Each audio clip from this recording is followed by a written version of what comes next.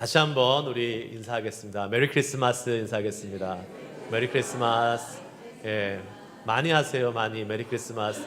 예, 우리 크리스마스를 맞아서 가족들을 방문하고 있는 우리 패밀리들이 좀 있는 것 같습니다. 대부분 영어권 지체들일 텐데 Welcome to SBPC. Yeah, for you are visiting to your families. So I feel sorry about we are, doing this service in only Korean. So I hope Holy Spirit will translate to you in your mind. But there is another English service in different room. So maybe next time you can check it out there. So there is also very gracious service over there. So you can try out next time. But if you still want to stay here, yeah, you may still here with your family. 오케이, 우리 같이 함께 말씀 보도록 하겠습니다. 오늘 말씀 제목 한번 따라해 볼까요? 별이 멈춰선 곳. 별이 멈춰선 곳. 우리 크리스마스 생각해 보면 이 별 이야기를 빼놓을 수가 없지요. 여러분, 크리스마스가 되면 누가 생각나세요, 여러분? 크리스마스가 되면 주목받는 한 인물이 있습니다. 예수님 말고요. 산타, 산타클로스, 산타 할아버지. 이 사람의 인기는 예수님의 인기를 이미 능가했어요. 이미 예수님을 다 따라잡아 버렸어요. 그리고 많은 사람들이 성탄절이 되면 예수님보다는 산타 할아버지를 생각을 합니다. 왜 그럴까요? 강력한 무기를 갖고 있잖아요. 뭐예요? 선물.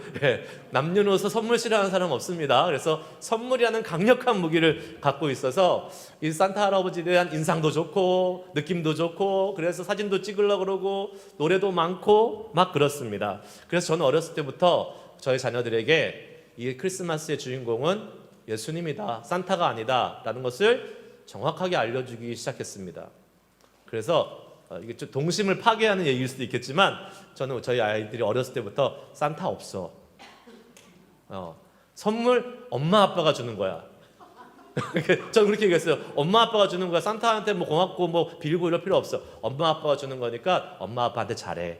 제가 항상 이렇게 어렸을 때부터 얘기했어요. 근데 부작용이 생겼습니다. 어느 날 학교에서 저를 불렀어요.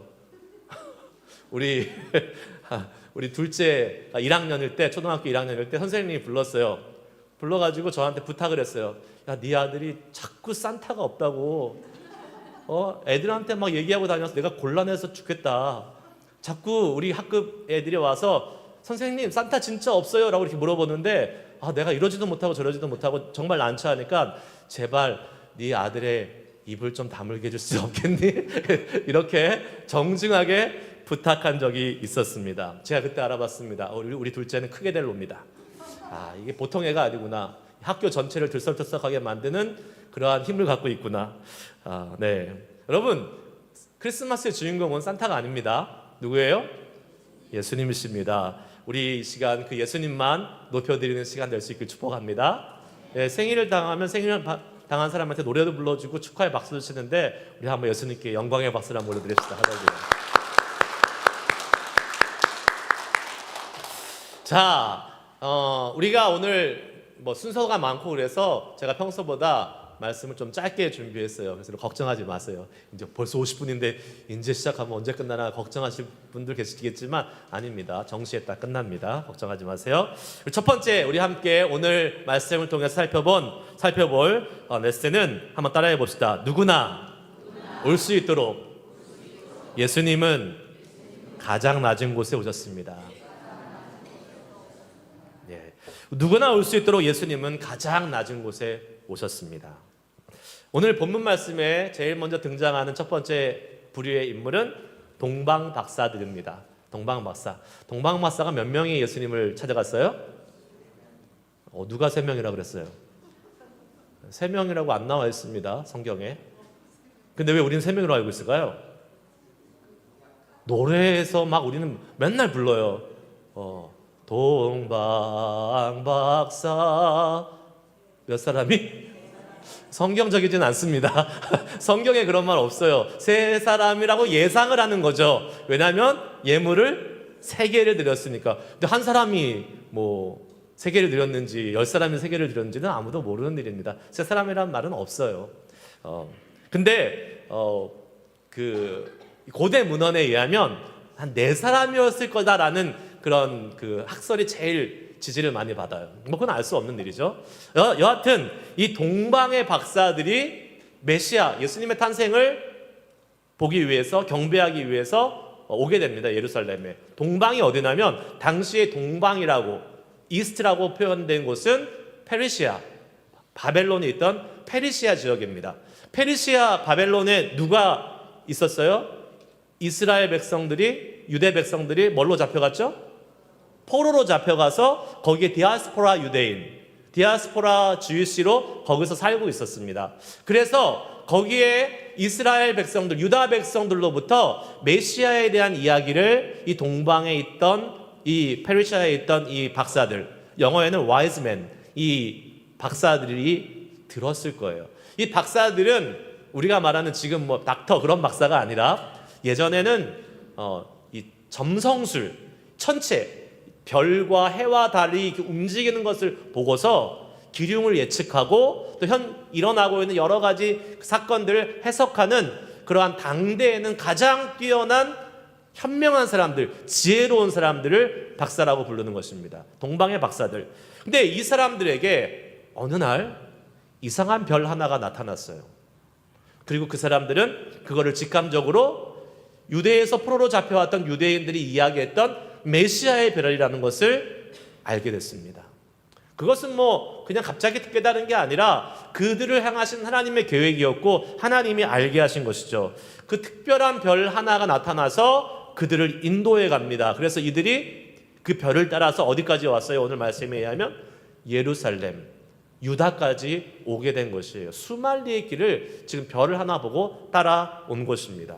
그리고 와서 묻습니다. 당연히 예루살렘, 유다의 남유다의 수도 왕궁이 있는 곳에 메시아를 찾아서 왔으니까, 유대의 왕을 찾아서 왔으니까 왕궁으로 들어갔겠죠. 그리고 그 왕궁에서 이렇게 물었습니다. 2절 말씀 같이 한번 읽겠습니다. 2절 시작. 유대인의 왕으로 나신 이가 어디 계시냐? 우리가 동방에서 그의 별을 보고 그에게 경배하러 왔노라 하니. 아멘. 지금 왕궁에 와서 어디 있습니까? 메시아, 유대의 왕이 어디 있습니까? 물어봅니다. 그런데 그 왕궁에 예수님이 있었어요? 없었어요? 없었어요. 왕궁엔 태어난 새로운 왕자가 없었습니다. 대신 누가 그들을 맞이했다고 오늘 나옵니까? 헤롯 왕이 맞이했습니다. 아마 이 당시에 이 동방에서 박사들이 예루살렘에 왔을 때 헤롯 왕의 나이는 거의 70이 다 됐을 무렵이 아니었을까라고 역사학자들은 추측하고 있습니다. 이 헤롯 왕이 나이가 많았는데 이 헤롯 왕은 메시아, 유다의 왕이 태어났다라는 이 예측과 이 소식을 가지고 온 이 동방 박사들의 말에 아주 불안했습니다. 마음이 막 요동을 치기 시작했어요. 그래서 오늘 본문에는 그 말을 어떻게 표현하고 있느냐? 3절과 4절 말씀을 같이 다시 읽어보겠습니다. 시작. 헤롯 왕과 온 예루살렘이 듣고 소동한지라.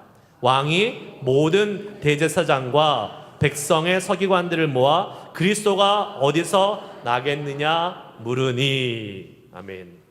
역사책에 의하면 이 헤롯 왕은요, 유대인 출신의 왕이 아니었어요. 유대를 다스려야 되는데 유대인 출신의 왕이 아니니까 이 사람은 항상 자기 권력에 대한 불안함이 있었던 겁니다. 정통 유대인이 아니었어요. 그러니까 아무리 로마에서 이렇게 임명을 해서 세움을 입어도 그 자기의 정통성에 대한 자신감이 없었던 거죠. 그리고 항상 내 왕위는 언젠간 누군가에 의해서 뺏길 수 있다라는 이 불안함이 있었는데, 그래서 역사 기록은 이 헤롯 왕, 예수님 당시에 있었던 이 헤롯 왕은 나중에 죽을 때쯤이 됐을 때 노년기에는 정신착란증, 과대망상증, 정신병에 걸려가지고 거기에 엄청 시달렸던 사람이라고 기록하고 있습니다. 그런 헤롯 왕에게 메시아, 유대의 왕이 탄생했다라고 이 동방 박사가 뜬금없이 와가지고 얘기를 하니까 그 헤롯 왕의 마음이 요동치는 겁니다. 불안한 겁니다. 내가 이제 쫓겨날 때가 됐구나. 내가 이러다가 어떻게 되는 거 아니야? 결국은 나중에 어떻게 하죠? 어떻게 해요? 베들레헴에 있는 아기 2살 미만의 모든 사내 아이는 다 죽이라는 이 끔찍한 명령을 내리는 사람이 되고 맙니다. 또 본문에 등장하는 또 다른 부류의 사람들이 있습니다. 4절 말씀 방금 읽었듯이 대제사장과 서기관들이 나옵니다. 모든 대제사장과 서기관들, 여러분 이들은 종교 지도자들, 유대의 종교 지도자들입니다. 그들은 메시아가 어디에서 태어나는지 알고 있었습니까? 모르고 있었습니까? 알고 있어요? 모르고 있었어요? 성경 안 읽으세요? 예, 뒤에 이제 5절 안 보여드리니까 모르시네요. 이들이 이야기합니다. 지금 동방 박사들이 유대의 왕 메시아가 어디 있습니까? 물어보니까 헤롯은 모르죠. 그러니까 헤롯이 대제사장들과 서기관들에게 물어봅니다. 아니 도대체 메시아가 어디서 나는 거야? 물어보니까 이들은 성경의 지식에 해박하니까 고대 그 구약의 말씀에 선지자들이 메시아는 우리 유다를 구원할 유다의 그 메시아는 어디서 태어난다? 베들레헴에서 태어난다라고 예언하고 있습니다. 그러니 베들레헴일 것입니다 라고 이야기를 합니다. 정확히 베들레헴이라고 알려주었습니다. 그러나 이 유대 지도자들의 역량은 딱 거기까지였습니다. 지금 동방에서 그 먼 곳에서 메시아에게 경배하기 위해서 사람들이 왔다면 그들의 마음속에 무슨 일이 있는 것이 아닌가? 우리도 한번 가서 체킹해봐야 되지 않을까라는 마음이 들어야 되는데 이들은 메시아는 베들레헴에서 태어난다고 예언되었어 이렇게 이야기하고 끝난 거예요. 그냥 딱 거기까지였어요. 베들레헴에 가볼 생각조차도 하고 있지 않습니다. 여러분 지금 우리 세 부류의 사람을 봤습니다. 누구요? 동방박사, 헤롯 왕, 그리고 유대의 종교 지도자들, 대제사장과 서기관들을 보았습니다. 이 세 사람들을 보면서 여러분 어떤 생각이 드십니까? 누가 정말로 진정으로 예수님을 경배할 수 있는 사람인가? 우리는 한번 생각해 봐야 될 것입니다. 예수를 메시아로 믿고 그분을 경배하고 예배할 수 있는 사람은 신앙적으로 좋은 배경과 성경적 지식이 많은 사람이 아니었습니다. 여러분 내 집안이 신앙의 집안이에요? 감사하십시오. 내 집안 부모님, 할아버지가 막 잘 예수 믿으신 분이에요? 감사해야 돼요. 신앙의 유산이 내려올 수 있습니다. 하지만 그것이 내가 예수를 믿는 것을 보장해 주지는 않습니다. 내 부모가, 내 자녀가 신앙생활 잘하고 있어요? 내 신앙이 좋다고 보장할 수 없는 것입니다. 헤롯 왕도 아니었습니다. 헤롯 왕도 예수님을 경배한 사람은 아니었습니다. 여러분 어떤 사람은 그래요. 헤롯 왕처럼 지금 권세가 있고 부도 있고 지금 이제 좀 살만해. 모든 것이 갖춰져 있어요. 그러고 나서 예수 믿겠다고 하는 사람도 있습니다. 좀 여유가 생기고 시간이 생기고 좀 내가 나를 핸들할 수 있을 때 예수 믿겠다라는 사람이 있습니다. 그러나 그런 여유가 내가 예수님을 믿는 것을 보장하지는 않습니다. 시간과 돈의 여유가 생긴다고 예수를 믿는다고 누가 보장할 수 있겠습니까? 아니 오히려 더 못할 수 있습니다. 그것을 더 의지하게 되죠. 오늘 본문에서 예수님을 메시아로 인정하고 그분을 경배할 수 있었던 사람은 누구예요? 동방의 박사들밖에 없습니다. 어떻게 보면 인간적인 눈으로 봤을 때는 가장 확률이 낮은 사람입니다. 가장 가능성이 낮은 사람이에요. 그 먼 곳에서 예수에 대한 이야기를 들어본 적도 없을 테고 그 먼 곳을 또 이 메시아의 별이 보인다고 해서 그 먼 길 여정을 그 당시에 고대에 얼마나 힘든 그 여정을 걸어서 와야 되는데 그것을 했다는 것도 참 대단한 일인데 여러분 이 모든 확률을 놓고 본다면 예수님을 믿고 경배할 수 있는 가능성이 제일 낮은 사람은 지금 동방의 박사들이었습니다. 그런데 이들만 유일하게 예수님을 경배하게 됩니다. 여러분 우리가 반드시 알아야 될 것이 있습니다. 우리가 예수님을 우리의 구세주, 우리의 메시아로 믿고 그분을 경배하고 예배하는 사람이 되는 것은요, 우리가 생각하는 가능성과 확률과는 아무런 상관이 없습니다.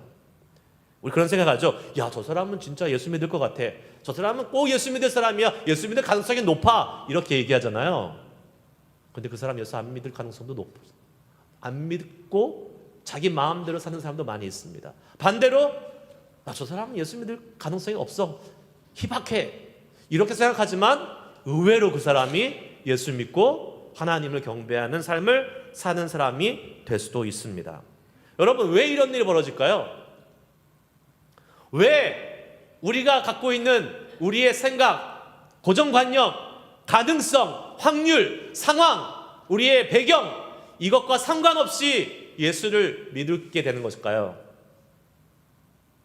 저는 오늘 예수님이 오신 그 베들레헴 마국간 구유라는 곳에서 그 힌트를 찾아보고 싶습니다. 예수님이 마국간 구유에 오셨다는 것은 누구든지 차별하지 않고 공평하게 예수님께 와서 경배할 수 있는 기회를 주셨다는 것을 의미합니다.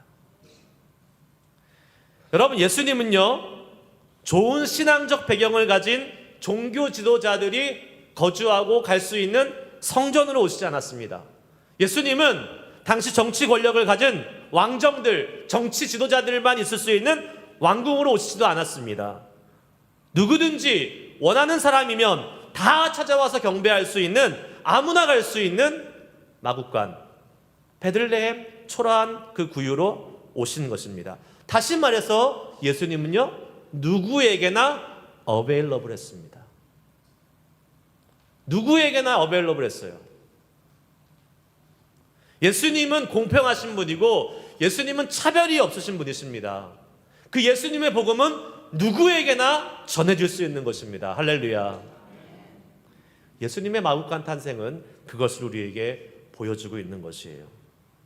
요한계시록 3장 20절 말씀 우리가 잘 알죠? 한번 읽겠습니다. 시작. 볼지어다 내가 문 밖에 서서 두드리노니 누구든지 내 음성을 듣고 문을 열면 내가 그에게로 들어가 그로 더불어 먹고 그는 나로 더불어 먹으리라.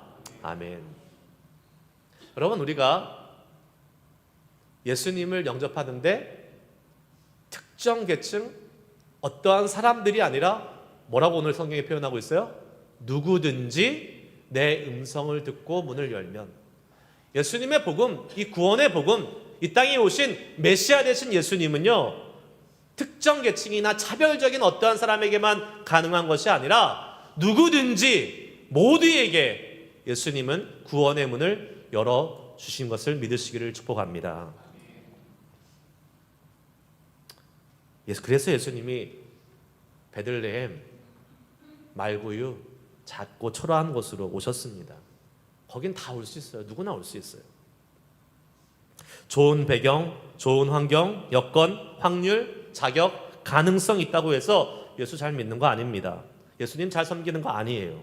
예수님은 누구든지 그 예수님을 메시아로 영접하는 사람은 믿고 섬기고 하나님의 자녀가 되는 구원의 은혜를 얻을 수 있음을 믿으시길 축복합니다.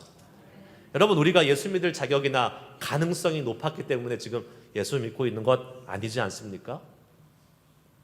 또 예수 믿고 난 후에도, 예수님 영접하고 난 후에도 우리는 여전히 죄에 넘어지고 또 주님의 마음을 아프시기도 하고, 내가 생각했을 때 야, 내가 이렇게 지금까지 예수 믿어도 되나? 할 정도로 형편없을 때도 많이 있지 않습니까? 그런데 그런 우리를 위해서 주님은 낮고 낮은 곳에 오신 것입니다. 너가 자격이 없어도, 너가 준비가 안 돼도, 너가 대단한 사람이 아니어도 언제든지 내 앞으로 나올 수 있다 라고 주님은 이 땅에 오시는 그 순간부터 우리에게 알려주고 계시는 것입니다. 그래서 오늘 우리는 이렇게 예배 드릴 수 있는 것임을 믿고 감사로 주님께 이 성탄 축하의 예배를 올려드릴 수 있기를 주의 이름으로 축복합니다. 두 번째, 한번 따라해 봅시다. 우리의 기대와 달라도 예수님이 계신 곳이 최고의 장소입니다. 두 번째, 우리 9절 말씀 한번 읽어보겠습니다. 시작. 박사들이 왕의 말을 듣고 갈새 동방에서 보던 별이 문득 앞서 인도하여 가다가 아기 있는 곳 위에 머물러 서 있는지라. 아멘.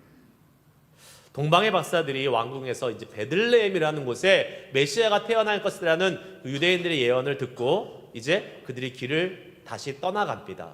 그때 별이 다시 이동하기 시작했다 그랬어요. 베들레헴으로 가기를 시작하니까 별이 다시 이동하기 시작했어요. 그런데 이상한 일이 벌어집니다. 가다가 베들레헴 어느 곳에서 별이 멈춰섰습니다. 그런데 그 별이 멈춰선 곳은 유대의 왕 메시아가 태어날 곳이라고는 전혀 기대할 수 없는, 우리가 여태까지 이야기한 것처럼 너무나도 초라한 마구간 구유였습니다. 허름한 마구간 위에 멈춰선 거예요. 여기서 메시아가 태어났다고? 여기서 유대의 왕이 태어났다고? 이 의심을 안 했을 리가 없을 겁니다. 안 하면 이상한 거죠, 사람은요. 우리도 때로는 예수를 믿고 살아갈 때에 우리가 기대하고 바라던 대로 이루어지지 않는 순간들이 분명히 있습니다. 주님의 인도가 내가 기대하고 바라는 그 곳으로 우리를 인도하고 그러한 상황, 그러한 환경으로 우리를 인도하는 것이 아닐 때도 있다라는 사실을 우리는 알아야 됩니다. 우리가 다 그렇죠. 여러분 왜 예수 믿으세요? 예수 믿으면 잘 된다 그러고, 예수 믿으면 좋다 그러고, 예수 믿으면 모든 것이 형통할 거라고 이야기 듣고, 우리가 예수님이라는 별을 따라서 지금 가고 있는 거 아닙니까? 신앙의 여정을. 그런데 여러분, 그 예수 믿으면 다 잘 된다고, 형통한다고 이야기해서 그 예수님이라는 별을 따라서 지금 오고 있는데 항상 좋았습니까? 항상 형통했습니까? 항상 기뻤습니까? 아니잖아요. 어느 때는 그 예수님의 별이 내가 경제적으로 아주 힘들고 가난한 곳에 멈춰서 가지고 내가 정말로 재정적으로 힘든 순간을 겪을 때도 있었습니다. 어느 때는 예수님의 별이 내가 예상치 못한 육신의 질병을 만나게 해서 그 육신의 질병이 있는 곳에 멈춰서서 내가 고통받을 때도 있었습니다. 어느 때는 예수님의 별이 내 자녀들이 말을 너무 않고 속썩여서 그러한 곳에 멈춰서 있어가지고 정말 어려움을 겪는 적도 있었습니다. 어느 때는요, 예수님의 별이 나를 영적으로 어두운 터널 같은 곳에 멈추게 해서 정말로 영적으로 큰 신음을 경험하는 적도 있었습니다. 이렇게 우리 인생에서, 신앙의 여정에서 내가 기대하지 않고 바라지 않았던 어려움의 순간이죠. 비참한 순간이죠. 힘들고 연약한 순간이죠. 이건 우리 기대하지 않습니다. 그렇게 되기 원하는 사람 아무도 없습니다. 그런데 예수님의 별은 때로는 그러한 곳에 가서 멈췄을 수도 있다는 거예요. 어쩌면 지금 여러분 중에서 여러분이 따라가고 있는 예수님의 별이 그 어려운 순간에 멈추게 해서 그 시간을 보내고 있는 분도 있을 수 있을 것입니다. 그런데 여러분, 오늘 동방한 박사들을 보십시오. 이들이 예상치 못한 베들레헴의 마구간 위에 서 있는 별을 보고 거기로 기대하지 않는 곳으로 나아가는 그들의 모습 속에 어떠한 반응이 있었는지 보시기 바랍니다. 10절 말씀 보겠습니다. 읽습니다. 시작. 그들이 별을 보고 매우 크게 기뻐하고 기뻐하더라. 아멘. 이상하죠? 자신의 예상과는 너무나 다른 유대의 왕이 왕궁같이 화려한 곳이나 성전같이 삐까번쩍한 거룩한 곳에 오셔야 되는데 지금 말도 안 되는 마구간 허름한 곳에 온 예수님을 이제 만나게 되는데 이들의 마음속에 뭐가 있었어요? 기쁨이 있었다 그래요. 그것도 그냥 기쁨이 아니라 매우 크게 기뻐하고 기뻐했다라고 그랬습니다. 어떻게 그럴 수 있었을까? 박사들은 어떻게 이 말도 안 되는 자기 기대가 완전히 어긋난 그 상황에 놓였는데 어떻게 이렇게 크게 기뻐할 수 있었을까? 한번 따라해 보십시다. 목적이 분명했기 때문입니다. 다시 한번, 목적이 분명했기 때문입니다. 그들의 목적은 뭐예요? 왜 왔어요? 왜 왕 메시아를 뭐하기 위해서? 경배하기 위해서 왔다고 성경은 분명히 얘기하고 있습니다. 자, 그들의 목적은 메시아를 만나서 그 메시아를 경배하는 게 목적이에요. 그 메시아가 어디 있는 게 목적이 아니에요. 그걸 분명히 알았어요, 이 사람들은. 그리고 그들의 목적대로 그들은 지금 메시아를 만나는 그곳에 와 있는 것입니다. 그것이 마국간이든 그것이 왕궁이든 그것이 성전이든 아무 상관이 없어요. 왜요? 그들이 만나고자 했던 메시아 예수 그리스도가 그곳에 계셨기 때문인 것입니다. 예수님이 계시면 그곳이 어느 곳이 되더라도 문제가 되지 않은 줄 믿으시길 바랍니다. 우리가 잘 아는 성경 찬송가 438장 내 영혼이 은총 입어, 마지막 3절 말씀에 이런 찬양이 있잖아요. 높은 산이 거친 들이 초막이나 궁궐이나 내 주 예수 모신 곳이 그 어디나 하늘나라. 아멘. 예수님이 계시면 높은 산이나 거친 들이나 초막이나 궁궐이나 상관이 있어요, 없어요? 없어요. 말씀 마치겠습니다. 여러분, 우리도 살다 보면 때때로 우리가 예상하지 못하는 곳에 주님이 우리를 데려다 놓고 거기서 멈추라고 얘기하실 때가 있습니다. 그곳이 우리가 예상했던 진짜 좋은 곳, 행복한 곳이면 좋을 것 같은데 때로는 그곳이 초라한 곳일 수도 있고 손해보는 곳일 수도 있고 자존심 되게 상하는 곳일 수도 있고 그런 내가 생각했던 것과는 전혀 다른 곳에 예수님이 나를 이끌고 가셔서 여기 좀 있어라, 멈춰라 라고 인도하실 때가 있습니다. 하지만 우리가 주님의 인도하심을 받아 순종하며 간 곳이라면 그곳에는 누가 계세요? 예수님이 계심을 믿으시기 바랍니다. 그것이 아무리 힘들고 어렵고 비천하고 초라한 곳이라 할지라도 그곳에 예수님이 계시면 소망이 있는 거예요. 그곳에 예수님이 계시면 그 환경은 문제가 되지 않는 것입니다. 나를 구원하실 뿐 아니라 온 인류를 구원하신 왕이신 메시아 되신 예수님이 계시기 때문에 그곳에는 소망이 있는 곳이 되는 것이에요. 그것은 세상에서 가장 위대한 곳이 되는 것입니다. 아무리 왕궁이 화려하고 멋져도 예수님이 계시지 않는 왕궁에 있으면 헤롯 왕이 수많은 아기를 죽이게 되는 그러한 말도 안 되는 일을 할 수밖에 없는 것입니다.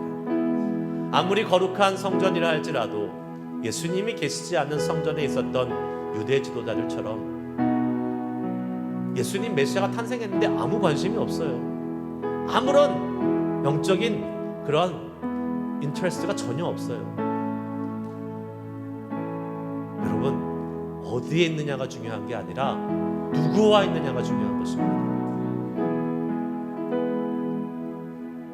비록 별 볼 일 없는 초라한 마국간으로 인도함을 받은 동방 박사들, 그 위에 별이 서 있었지만 이들은 거기에 계신 예수님 때문에 그곳에 들어가 예수님을 경배하고 준비한 예물을 드리면서 예수님을 예배하는 첫 번째 인물이 될 수 있었던 것이죠. 그 주인공이 될 수 있었던 것입니다. 얼마나 큰 은혜인지 모릅니다. 오늘도 예배하는 우리에게 그 은혜가 있기를 주의 이름으로 축복합니다. 주님이 베들레헴 마국간에 오셨기 때문에 누구든지 차별하지 않고 우리 누구는 우리의 자격과 상관없이 다 주님을 만나고 주님을 믿고 예배할 수 있게 되었습니다. 이제 그 예수님의 별이 인도하시는 곳이 어디에 멈춰서든지 간에 우리는 그 예수님만 바라보고 그 예수님으로 인하여 만족하고 그 예수님으로 인하여 소망을 갖는 예배자로 살겠습니다. 주님만을 경배하는 동방 박사와 같은 사람이 되겠습니다 라는 결단을 하며 이제 우리 성탄절을 맞이하고 앞으로 살아갈 수 있는 우리 모두가 될 수 있기를 주의 이름으로 축복합니다. 기도하시겠습니다.